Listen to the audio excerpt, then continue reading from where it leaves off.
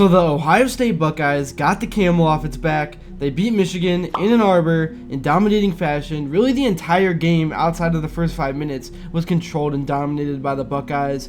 Julian Sayin just looked so composed out there. He started the game off with an interception, and things got a little dicey with that 6-0 start. But once he settled in, as a Buckeyes fan, things really were at ease, and you knew Ohio State was going to win this game. In my opinion, he really doesn't get talked about enough, but Matt Patricia has been making history with this defense. And now the Buckeyes are headed to Indy to take on the Indiana Hoosiers, basically a road game, but should be an exciting one. I know the Big Ten Championship is not as important as it used to be, and this game means a lot, but at the same time, it kind of means nothing at all. It's honestly weird that the Buckeyes and Hoosiers have to play in this game. In this video, I want to get into strategy, if the Buckeyes should play everyone, if they should try to hide their playbook for the playoffs, and then of course, I want to talk about the good news with the Buckeyes taking down the Wolverines and taking back what was theirs. But before I begin, I would really appreciate it if you would drop a like and subscribe. It only takes 5 seconds, plus you can always change your mind. We are on the road to 60,000 subscribers, and with your support, I believe that we can get there super fast. Alright, so starting off talking about the Michigan game, heading into this one, I was feeling pretty confident. I was confident last year as well, so I obviously did have that thought creep in the back of my mind, especially after the field goal and early interception. But when Ryan Day said they were going to attack from the jump in this one, in his pregame interview with a smirk on his face, I knew this was going to be a different game plan, and that the Buckeyes were going to outmatch Michigan in every way. Cardinal Tate was the player that really got the offense going. He had some huge third down catches to move the chains. Bo Jackson, once he got his feet underneath him, really just dominated this game. Last year, Ryan Day lost because he was too committed to the run and trying to prove a point that the team wasn't soft and that he could run it down their throats, but that's just not who the Buckeyes are, let's be honest.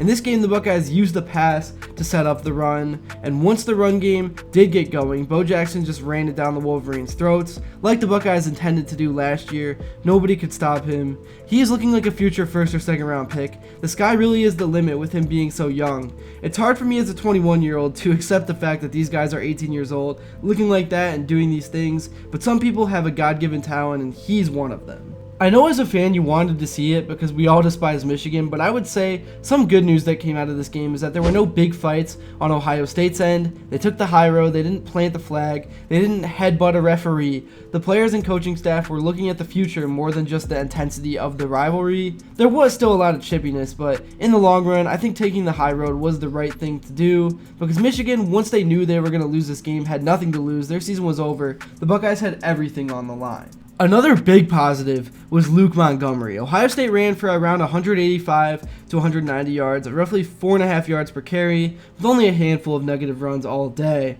And that kind of efficiency inside is a huge credit to the guards. Montgomery even got a tweet from the king, LeBron James. The line consistently moved Michigan's interior and got the backs 3 to 4 yards downfield before first contact. On a long draining drive in the fourth quarter, breakdown of the film highlights him pulling and erasing a Michigan defensive back on one of the key runs, which is exactly what you want from your left guard in gap concepts. There was also one more player on the offensive side that I thought really left his mark, a guy that you would not expect to, and that's Will Kuzmarek. I believe coming into this game, he only had 8 catches on the season. Obviously, because of Max Clare, he was not seeing a ton of opportunity, but in a game like this, you always need somebody to step up that you would not expect, and Will was that guy. He had a huge catch across the middle of the field on a ball he had to go up and get. He had another big reception on top of that. I know his stats don't really show anything when you look at the box score. I think he had 2 receptions for 30 yards. But if you watch this game, you know how important Will was early in setting the tone. It was almost like J.R. Smith in Game 7 of the finals, if you're a Cavs fan. If you know, you know. Michigan did have a little bit of burst on offense in their first 2 drives, but I think one thing was clear. They just have no firepower on the offensive end, no downfield threat, and even if they did, I'm not sure that Bryce Underwood has the arm and the ability to get it downfield on time and on target. I'm going to try to avoid being too critical of him because he's super young, but at the end of the day, Michigan spent so much money to get him, and he has been Bryce underwhelming this season. Now in terms of the defense, once again the Buckeyes allowed under 10 points. There was a stat that showed up in the first quarter that 6 points was the biggest deficit the Buckeyes have faced all year, which is pretty insane. but it was the defensive front that closed the gaps, zeroed in on Marshall until he was injured, and after that, it was barbecue chicken. Bryce finished the game 8 of 18 passing with 0 touchdowns and an interception. Michigan was 1 for 9 on third downs. Sonny Styles was flying all over the field, being a general and leading the team in tackles. Cade McDonald was the Buckeyes' top-graded defender in this game according to PFF. Caleb Downs also overall was one of the highest-graded players on the field. He is a future top 10 pick. He's arguably the best player in college football. I know it's hard to tell because of all the hype guys get on the offensive end, but if you really watch him, the way he communicates, how he's always in the right spot, how he's always anticipating what's going to happen, he is the rock that you build your entire defense around. David Igbinosun was also a big positive in this game on the outside. He was swarming. I was worried on a few plays that he was going to get flagged because he played super physical, but thankfully the refs were for the most part letting the guys play. And then he had a big interception. This was one of his best games of the season, and the game-by-game improvement has been super impressive. I know he's not going to be a top pick in the NFL, but I'm sure NFL GMs have been looking closely at the improvement and progression. I mean, think about what he was when he first came to Ohio State. It's crazy. Alright, so now that the Buckeyes got that win out of the way and got it off their back, now all of a sudden the regular season is over. Man, time flies. I remember week 1 like it was yesterday. But it was a perfect season for Ryan Day's squad. I know the schedule did not test them as much as they probably intended it to. You can't really blame them. In the preseason, they had the number 1 team in Texas week 1. They had the number 2 team in the nation on the schedule in Penn State. They scheduled a tough game on the road across the country against Washington. They were going to go on the road to a ranked Illinois team that had been playing well. Of course, there was Michigan. They did not intend for number 14 Texas to be their best win.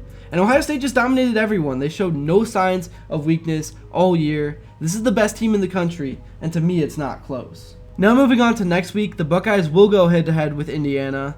They are the undefeated 2 seed, so this is a chance to add to the resume. Like I said earlier, this is kind of a weird game because it means a lot. You want to win the Big Ten championship, and it's been a while since Ohio State has done so, but at the same time, this game has no impact on anything. If Ohio State loses, I still think they will be a top 4 seed and get a bye. So let me know in the comments below, do you think this is a game the Buckeyes should go all out for? Should they play the main guys in the first half? Should they play them the entire game? How do you think Ryan Day should manage this game? I don't think there is any right or wrong answers. Honestly, I know it's tradition and this probably will anger some people, but with the new 12-team playoff format, I just don't see the benefit of conference championships anymore. I know that's definitely a hot take, but for real, outside of the small conferences, they just don't have any meaning anymore. Most teams now care about a national championship, and that only. So yeah, overall, lots of positives and good news to come out of this past weekend. A 27-9 win in those conditions against Michigan on the road is really all you could have asked and hoped for. The Buckeyes went a perfect 12-0 in the regular season, and now the fun part comes over the holiday season.